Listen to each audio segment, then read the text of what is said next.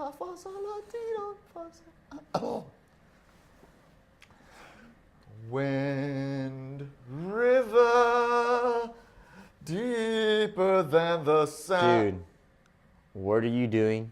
What are you talking about? What are you doing? I'm singing the song from Wind River. There's no song from Wind River. There's not? No, it's a movie about Native Americans like living in harsh conditions. Wait a minute. It's not a 60s musical. It's not a musical? No. Oh, I didn't know that. Well, can I still sing the song though? No, you can't. No, there's no song. And you have a horrible singing voice. Horrible. Oh, definitely not. Yeah, yes, you do. My voice has been said to be the songbird of my generation. People have written songs about how great of a singing voice I have. Isn't that from Step Brothers? It's definitely not. It definitely is not. Yeah, it's a quote from Step. Yeah, It is no. That is definitely not. Yeah, okay. I'm singing the song. No, I don't you're care. fake. And you have a bad voice. It's too. in honor of them poor Indian folk. No. When No, stop it. You're bursting my eardrums. deeper than the sound.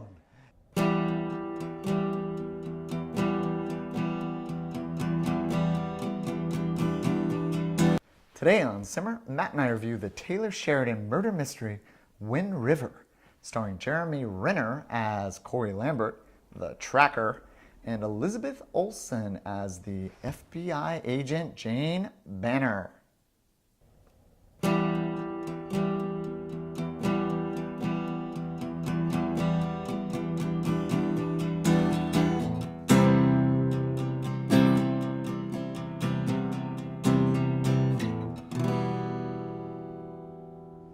Wind River is a tale about desolation in the surroundings and the soul. Taylor Sheridan does an excellent job of weaving the narrative with the desolate setting of the film. We watch a young woman on the run, only to learn that she's the victim of icy cold murder. The tracker that finds her, Jeremy Renner, must help the FBI assess the crime and locate potential suspects. The agency sends FBI agent Jane Banner, played by Olsen, to survey the crime with Renner. The suspects don't want to be bothered, but Renner isn't taking no for an answer. Wind River is sad, depressing, and drawn out. Just what you've been looking for in a movie. But that being said, it's a well-crafted film that will leave you searching for the cold, hard truth. We'll discuss it all when Matt and I debate the film. Moon River. All right. So, this movie, story first. Story, this is another movie that we've been watching lately. It's been based off of semi-true stories about, this one's about the Native Americans and their plight and how it's hard to do really good investigations on murders and crime because there aren't a lot of people that live where it's super cold all the time. Yes. Just not a lot of resources out there, and the snow, the windstorms, all that stuff happens. So in this story, we got Jeremy Renner, who does an excellent job, I think, as portraying the, what is he really? Is he like a, he's not a sheriff, he's a tracker, right? Yeah, he worked for the state hunting predators. That's right. Because they afflict the herds of the pastoral farmers. Right. So he hunts like bobcats and things that kill their livestock. Yes. So he's kind of like a tracker. So he's very good with guns, basically. Right. Which Guns is important and for the finding storyline. people. And tracking, yes. For the This storyline. is very important to the storyline. It's a mystery, and they do a very good job leading up into the end. It's not all in one demonstrative moment, and that's what I kind of liked about it. Like, the climax was spread out into like a longer... They draw it out, right? Yeah, they draw it out, and I kind of like that because most movies, they'll just have like everything happen all at once. And then this one, it kind of like, oh, this is happening. Oh my gosh, that kind of settles down a little bit, and then this big part's going to happen, and then another big part's going to happen. Well, let me tell you why they did that. So this is, I think the director does a good job here in correlating those ideas, what you just said, and the theme of isolation. So when they're up there, when they're in, where are they at? Wisconsin? Yeah, like Montana or Montana, something like that. cold areas. They're all alone. They're kind of isolated just to be in that area. And the film tells a story about how they're alone and how people are trapped. Yeah. And that's why the director went with this long, drawn out thing, because the characters themselves feel isolated and trapped. And as an audience, he wanted the audience to, I think, buy into that. And I think he does a good job using that symbolism. However, I found that to be boring. And I mean, even though I appreciate it thematically, I didn't like it. It wasn't entertaining to me. Really? In other words. No, I didn't like it. Oh, I thought it was great. You like that no, isolation? I liked it. No, how he draws that out? Yeah, and I like the peacefulness of the movie too, because it's just like silence, and the mountains and everything just look beautiful, and the whole movie, it kind of made me like want to go there, but of course not live there because it seemed miserable. Right. But it seemed like a cool place and just nice, like excellent sights and stuff.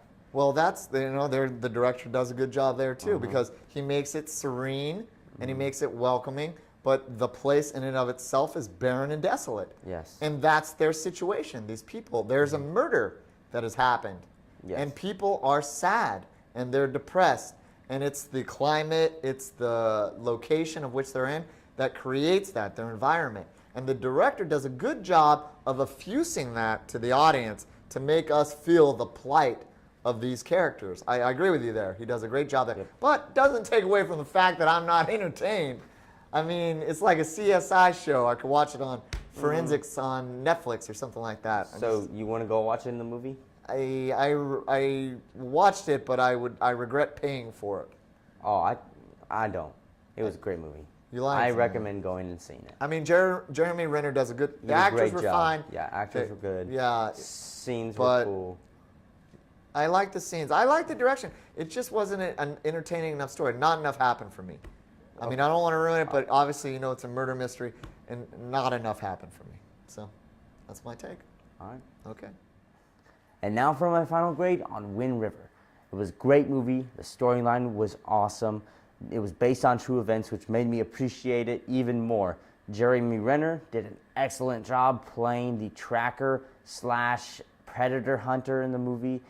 All in all, awesome, beautiful, well-constructed movie, and I give it a 98%, A+.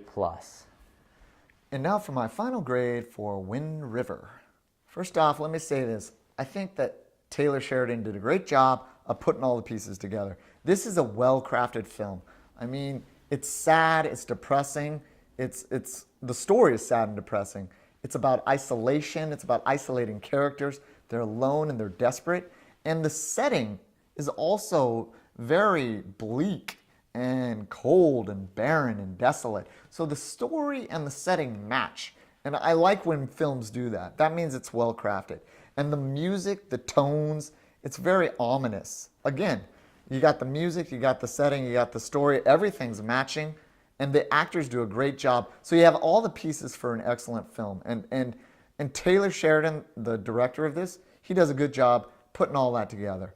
And I also think the cast is good. I think Jeremy Renner, he's very stoic, he's very distraught. He has his own personal history that he's upset about. And we get to kind of get into that so we can feel for his character. And then you have Elizabeth Olsen, who brings in a little bit of a life to the film. I thought she did adequate, if not above adequate job. But overall, I mean, all those pieces are put together well, and maybe this film wins some awards, but I'm telling you, a bleak, sad, depressing movie isn't something I enjoy watching, and I don't feel like I want to watch this again. It's probably like a one-time view. I appreciate it, but it doesn't make me feel good watching it. So for that reason, it's not very enjoyable. I like to go to the movies and enjoy what I see, and this one really didn't do that for me. So my final grade's going to have to, let's see, 75% C. It's still SIMRs because anything over a 70, that's the new bar, the 70 and above SIMRs. So this one made it, but it's not one that I think I would watch twice. Anyways, thanks for watching. And remember, if it's cool and hot, it simmers.